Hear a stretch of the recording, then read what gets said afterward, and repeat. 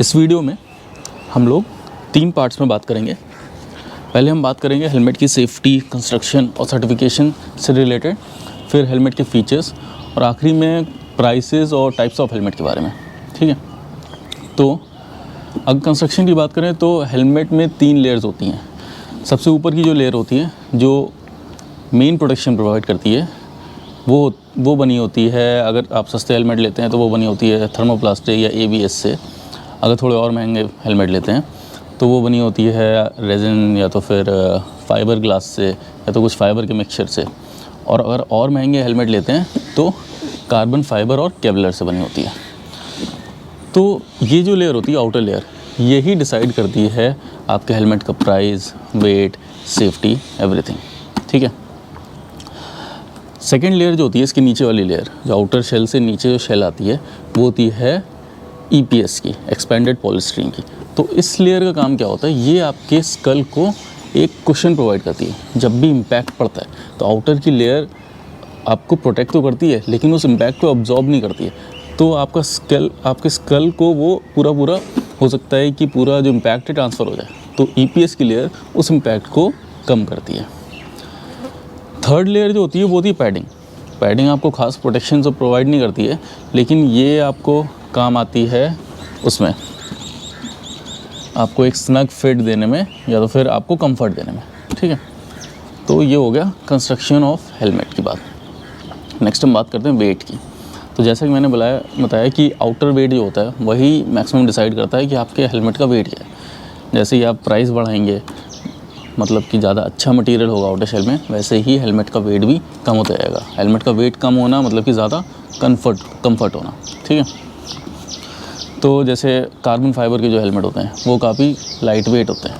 ठीक है, अब वेट कितना सही होगा, ये अब टाइप ऑफ हेलमेट पे भी वेट डिपेंड करता है, सर्टिफिकेशंस पे भी वेट डिपेंड करता है, प्राइस रेंज पे भी वेट डिपेंड करता है। जितना महंगा लेंगे उतना ही हल्का होता जाएगा, जितना ज़्यादा सर्टिफिकेशन का लेंगे उतना ही भारी होता जाएगा। ठीक है, तो मेरे ख्याल से 1200 ग्राम से 1500-1600 ग्राम के बीच में अगर आपका हेलमेट है तो फिर ठीक है वो हेलमेट, है ना।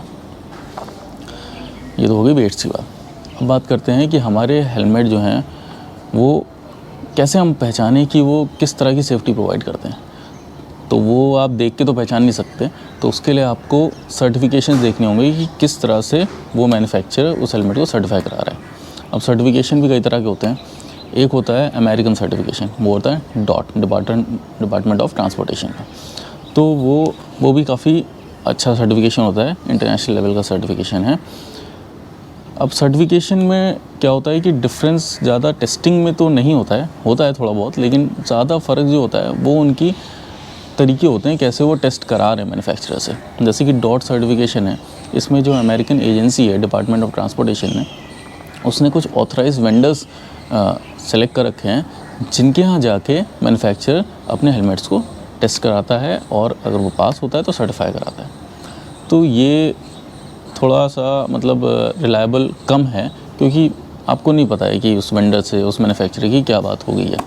तब भी अमेरिका है तो अमेरिकन सर्टिफिकेशन है, तो you can rely on that. Second होता है EC, ये यूरोपियन स्टैंडर्ड है। इसमें क्या होता है, इसमें टेस्ट भी स्ट्रिंजेंट होते हैं। इसमें ख़ास बात ये होती है कि जो मैन्युफैक्चरर है उसको अगर EC का सर्टिफिकेशन चाहिए तो उससे जो है जाना होगा EC की खुद की फैसिलिटी में हेलमेट टेस्ट कराने के लिए। तो ये ज़्यादा रिलायबल टेस्ट हो जाता है। थर्ड अपना इंडियन स्टैंडर्ड आता है ISI। इस पर आप खास भरोसा तो नहीं कर सकते, लेकिन तब भी यहाँ पर भी DOT जैसा ही होता है। मतलब जो मैन्युफैक्चरर है उसे ISI सर्टिफाई कराने के लिए कहीं ISI की फैसिलिटी में नहीं आना है, वो खुद ही करा सकता है। ठीक है, तो ये तो हो गई गवर्नमेंट एजेंसीज़। अब आती हैं जो हमारी कुछ हैं प्राइवेट एजेंसीज़ भी हैं, नॉन प्रॉफिट एजेंसीज़ हैं, जैसे कि SNEL है और SHARP है।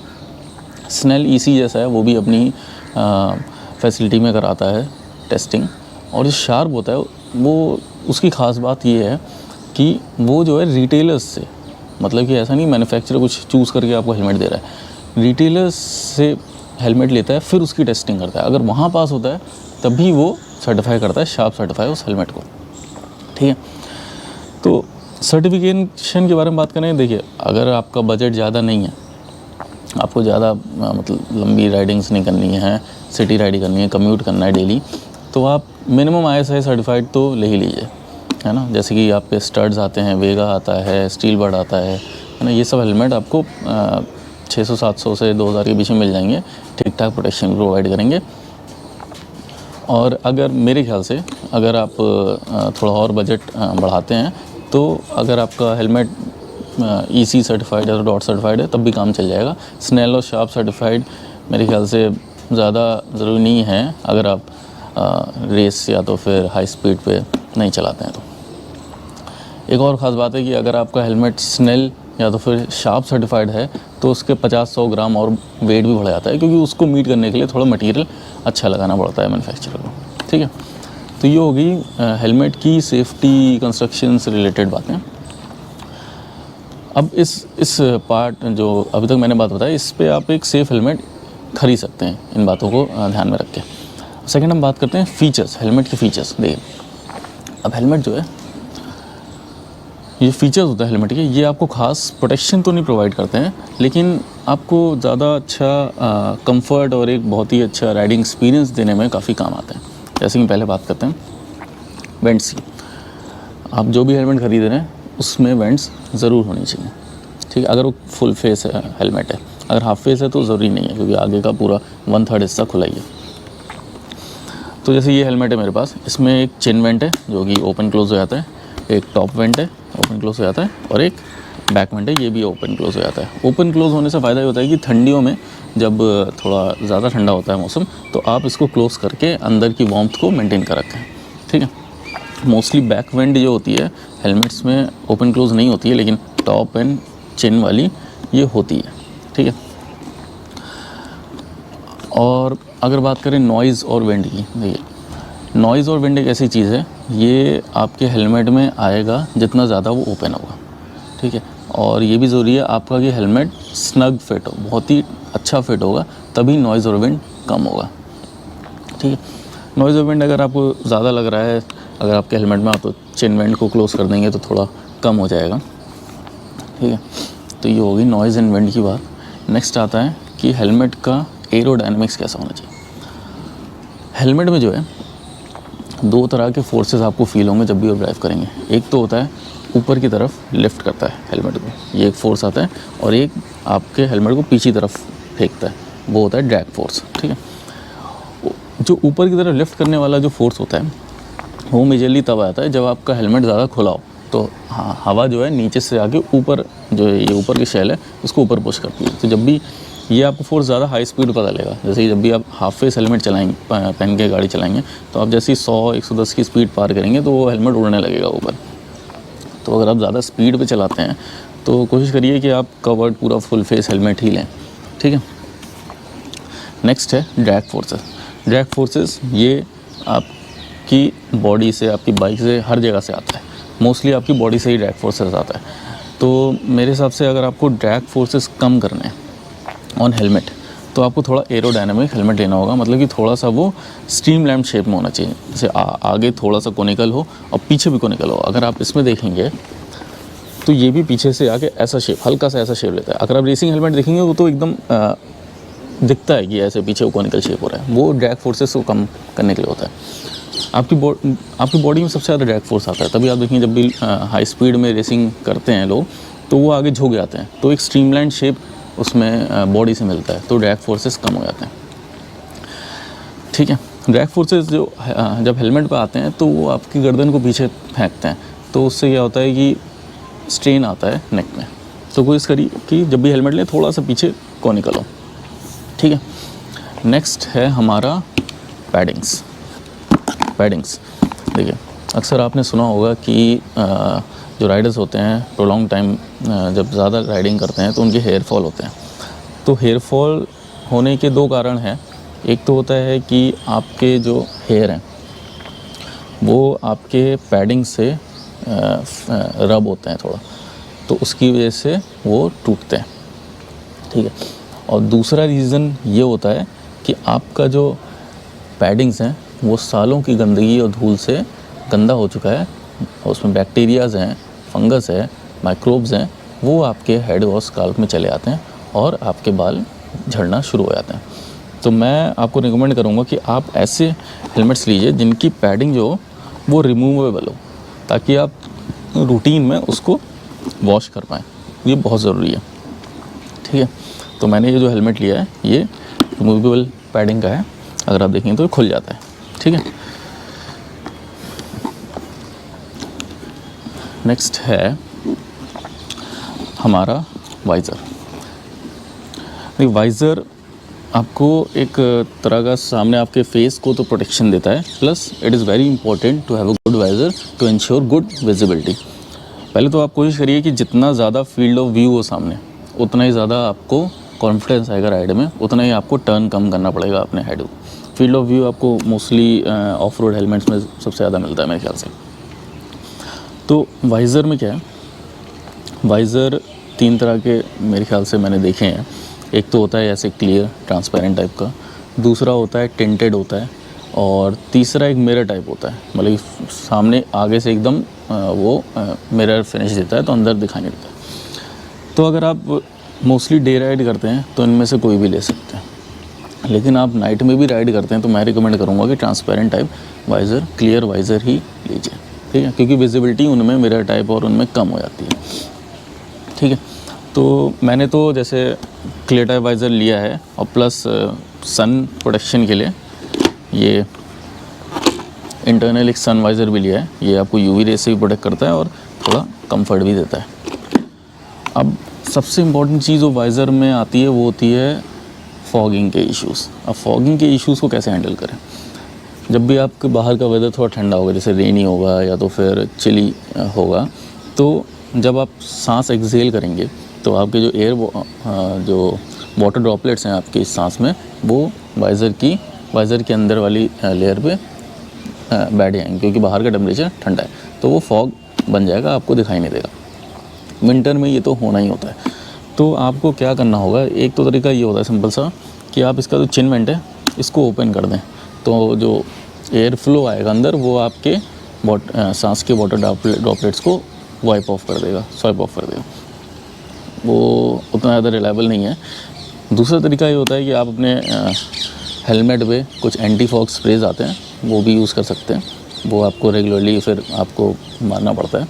सबसे अच्छा तरीका जो होता है, आप अपने हेलमेट में पिन लॉक के वाइज़र लगा लीजिए। अब आपको पता कैसे लगेगा कि पिन लॉक लग सकता है कि नहीं लग सकता? देखिए, जिन हेलमेट्स में ये जो होते हैं ना, ये कुछ हुक्स टाइप के होते हैं, ये अगर लगे हैं तो मतलब कि वो वाइज़र्स जो हैं पिन लॉक रेडी हैं, उनमें पिन लॉक लग सकता है, ठीक है, क्योंकि पिन लॉक इन्हीं में फिट होता है। अब पिन लॉक का क्या फ़ायदा होता है कि पिन लॉक एक स्पंज टाइप का मटेरियल होता है, तो जब भी आप सांस छोड़ते हैं तो वाटर ड्रॉपलेट्स होते हैं, वो स्पंज जो है उसको एब्जॉर्ब कर लेता है, तो वो मिस्टी फॉर्मेशन नहीं होता है वाइज़र पे। तो मैं तो रिकमेंड करूँगा कि this is a very huge safety issue. अगर आपका वाइज़र फॉग हो रहा है ठंडियों में तो ये बहुत ही ज़रूरी हो जाता है आपके लिए लेना, ठीक है। फीचर्स के बारे में और देखें तो लुक्स की अगर बात करें तो जहाँ तक मुझे पता है हेलमेट्स में 2 तरह के कलर्स आते हैं। एक तो मैट फिनिश्ड कलर होते हैं और दूसरा ग्लॉसी होते हैं। ग्लॉसी थोड़े चमकीले होते हैं, ये मैट है जैसे। तो वो तो आपके अपने लाइक्स के ऊपर डिपेंड करता है आप कैसा कलर लेते हैं। लेकिन मैं एक जो मेरा एक्सपीरियंस रहा है, जब मैं ख़रीदने आ रहा था तो मैंने मैट नियॉन देखा था, वो मुझे सबसे अच्छा लगा था। आपको भी सबसे अच्छा वही लगेगा, मैट नियॉन। लेकिन वो मैंने इसलिए नहीं लिया क्योंकि वो गंदा बहुत जल्दी होता है। और फिर मैंने काफ़ी मतलब जब मैंने चूज़ कर लिया था, मैंने जो वहाँ पर शॉप ओनर थे उनसे बोला था कि ये साफ़ हो जाता है। उन्होंने फोम क्लीनर से ट्राई किया, वो साफ़ नहीं होता। वो नया पीस था और गंदा हो गया था केवल हाथ टच करने से। तो फिर मैंने लिया। तो मैट नियॉन ले रहे हैं अगर आप, तो थोड़ा सोच समझ के लीजिए, ठीक है। तो ये हो गई फीचर्स की बात। अब बात करते हैं प्राइस, ब्रांड्स, इन सब के बारे में। देखिए, हेलमेट आपको 500 रुपये से 2 लाख रुपए तक के भी मिल जाएंगे। लेकिन मुझे ऐसा लगता है कि जो हेलमेट की जो सेफ्टी पॉइंट ऑफ व्यू से 6-7 हज़ार के बाद हेलमेट का सेफ्टी, जैसे सेफ्टी तो डिपेंड करती है सर्टिफिकेशन। आपको जैसे ये 6000 का हेलमेट है, ये EC और डॉट सर्टिफाइड है। It is giving ample amount of protection, है ना। तो 6-7 हज़ार के हेलमेट्स के बाद जो सर्टिफिकेशंस मतलब ये जो सेफ्टी फैक्टर है वो ज़्यादा मैटर नहीं करता है। ज़्यादा जो पैसे फिर आप पे करते हैं वो या तो कंफर्ट के, डिज़ाइन के, लुक्स के, ब्रांड के, इनके पे करते हैं। तो अब आपको ख़रीदना है हेलमेट मान लिए, तो ज़्यादा आपको अगर राइड नहीं करना है तो 1000-1200 के हेलमेट आप ले सकते हैं, प्रॉपर सर्टिफिकेशन, ISI सर्टिफिकेशन। उससे ऊपर अगर आप ज़्यादा टूरिंग वूरिंग करते हैं तो 5-6 हज़ार के अगर आपका बजट है तो MT के, SMK के हेलमेट आ जाते हैं, एक्सॉर के हेलमेट आ जाते हैं। थोड़ा और अच्छा अगर आपका बजट है 10,000 तक है तो आप HJC के, LS2 के ले सकते हैं, है ना। फिर आप अगर हाई स्पीड ज़्यादा तेज़ चलाते हैं गाड़ी तो आप AGV के ले सकते हैं, वो 25-30 हज़ार के आते हैं। और मेरा जो सबसे मतलब मैं जो हेलमेट लेना चाहता हूँ, मेरा जो ड्रीम हेलमेट है वो शोई का हेलमेट है, वो तो 70-80 हज़ार के आते हैं, ठीक है। तो 6-7 हज़ार के बाद फिर सेफ्टी की बात नहीं होती, फिर तो आपके पास कितना पैसा है, आप कैसा स्टाइल रखते हैं उस पर बात आती है। तो ये होगी प्राइस की बातें। नेक्स्ट है आपका टाइप्स ऑफ हेलमेट। देखिए टाइप्स ऑफ हेलमेट डिपेंड करता है कि आप किस तरह की राइड करते हैं, ठीक है। जैसे सबसे पहले जो जब हेलमेट आए थे तो सबसे पहले हाफ फेस हेलमेट, जिन्हें हम 3/4 हेलमेट भी कहते हैं, हाफ फेस, जो आगे से पूरा खुला रहता है, वही यूज़ करते हैं। तो मैंने आपको बताया कि उनमें जैसा बताया कि वो लिफ्ट फोर्सेस ज़्यादा होते हैं, तो हाई स्पीड में नहीं चला सकते उनको पहन के। आप उनको ज़्यादा यूज़ करिए कि सिटी कम्यूट इन सब में आप यूज़ करिए तो ज़्यादा बेटर है। नेक्स्ट आता है हमारा फुल फेस, जैसे ये पूरा कवर्ड है, ये सबसे बेस्ट तरह के हेलमेट होते हैं। ये आइडियल हेलमेट है, हर तरह की राइडिंग में ये काम कर जाते हैं, ठीक है। ये सबसे ज़्यादा प्रोटेक्शन प्रोवाइड करते हैं। सबसे हल्के जो होते हैं वो हाफ फेस होते हैं, क्योंकि उनका आगे खुला रहता है। उनसे थोड़ा भारी होते हैं ये, क्योंकि इनका आगे भी पूरा कवर्ड है। उसके बाद मॉडल हेलमेट आते हैं। मॉडल हेलमेट क्या होते हैं, हाफ फेस और फुल फेस के बीच के होते हैं कुछ। उनमें जो ये चिन वाला पोर्शन है ये उड़ जाता है, तो वो एक तरह का मतलब थोड़ा सा उसमें आपको फिजिबिलिटी ज़्यादा मिलती है काम करने की। आपको मान लो रास्ते में रुक के पानी पीना है, कुछ सिप करना है ना, तो वो ज़्यादा इस मामले में सही रहते हैं। लेकिन उनका वेट बढ़ जाता है, क्योंकि उनको मॉडल बनाने के लिए कुछ फिटिंग्स यूज़ करनी पड़ती हैं, तो थोड़े से भारी हो जाते हैं। मॉडल हेलमेट भी सही रहते हैं, ठीक है। नेक्स्ट जो आते हैं ऑफ रोड हेलमेट्स। सबसे कूल जो हेलमेट होते हैं वो ऑफ रोड ही होते हैं, देखने में सबसे अच्छे लगते हैं, लेकिन वो हाई स्पीड के लिए नहीं है, वो ऑफ रोड ही के लिए है। उनका मेजर फैक्टर उनको डिज़ाइन करने का है कि आपको सेफ्टी मिले, आपको डर्ट और ये डेब्रिस और ईंटें, कंकड़, कीचड़ से प्रोटेक्शन दें। उनमें यहाँ से पीक भी आगे निकली होती है, तो क्योंकि जब मडगा, क्योंकि आप गंदगी में चला रहे होते हैं, कीचड़ में चला रहे होते हैं, तो उछल के कीचड़ आता है, पीक होती है आपका। क्योंकि बहुत ही ऑफ रोडिंग मोटरसाइकिल चलाना बहुत ही क्या बोलते हैं, स्ट्रेंथ टेकिंग वाला काम है, तो आप आउट ऑफ ब्रेथ होते हैं। तो आपने देखा होगा कि जो चिन होता है उसका ऑफ रोड हेलमेट का, वो आगे निकला होता है, ताकि आपको प्रॉपर वेंटिलेशन मिलता रहे, आपको सांस ज़्यादा, आपको ऑक्सीजन ज़्यादा चाहिए, ठीक है। तो वो केवल ऑफ रोड के लिए ही ज़्यादा बेटर होते हैं हेलमेट। तो अगर आप ऑफ रोड, मान लीजिए अब आपको ऑफ रोडिंग भी करनी है, आपको ऑन रोड भी करना है, तो इस केस के लिए आते हैं डबल स्पोर्ट हेलमेट। वो फुल फेस और ऑफ रोड के थोड़े बीच के होते हैं, ठीक है। उनमें भी चिन बाहर है, लेकिन ज़्यादा बाहर नहीं होता है। उनमें भी पीक होता है, वो आप रिमूव कर सकते हैं। उनमें नट्स लगा, बोल्ट स्क्रूज़ लगे होते हैं, ठीक है। तो अगर आप ऑफ रोड ऑन रोड दोनों करना है तो फिर आप डुअल स्पोर्ट टाइप हेलमेट ले लेते हैं। वो थोड़े महंगे हो जाते हैं, वो 8-10 हज़ार की रेंज से शुरू होते हैं, ठीक है। तो ये टोटल हो गई हेलमेट की बातें। अगर आप जो मैंने पॉइंट्स बताए हैं उस हिसाब से आप अपनी सूटेबिलिटी के हिसाब से आप हेलमेट्स ले सकते हैं, ठीक है। ये जो हेलमेट मैंने लिया है ये MT का थंडर 3 टर्बाइन मॉडल है। ये ECE डॉट सर्टिफाइड है, वेट ऑलमोस्ट 1600 ग्राम का है। ये अच्छा हेलमेट है, अभी इसको यूज़ करेंगे, देखते हैं कैसा चलता है, ठीक है। मिलते हैं नेक्स्ट टाइम, ओके।